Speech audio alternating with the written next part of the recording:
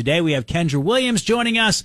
Good morning, Kendra. Welcome back to the program. Good morning. Thanks for having me. You have a lot of great things happening in York County this week and some different stories that you're covering. Can you tell us a little bit what's going on? Yeah, well, one of the sad stories is that there was a fire in Springvale yesterday with an apartment complex that had 5 different families living in it. And fortunately, all the people made it out, but 2 dogs died, so... Yeah.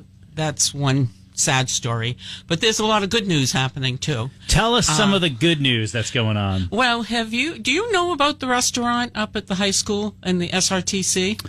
I read a little bit about it on the Sanford, one of the Sanford pages, might have been the Sanford Springvale News page. I didn't read it, though. All I knew is that it existed. Can you tell us a little bit about it? Yeah, we have a new writer, Kat Schmidt, who did a wonderful job interviewing the new instructor there. It's a really interesting story about that restaurant and the resources and how his background and the training of the students. But also, it opened yesterday to the public. So by reservations. So students, it's a student run.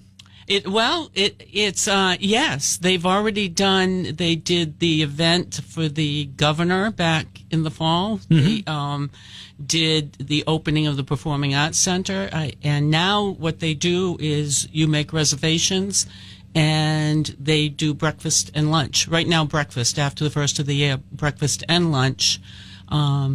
And it's delicious. Yeah. Than in the past. So well, you're speaking my language on that one. So make sure you make a reservation. We got to go check that out. What else is going on in this week's paper? Oh, a lot of things. Another sad thing, there's stories about the needle cleanup, but that goes on. But they've really completed it in one of the worst sites, so that's good news. A great. Thing about the Sound of Music play.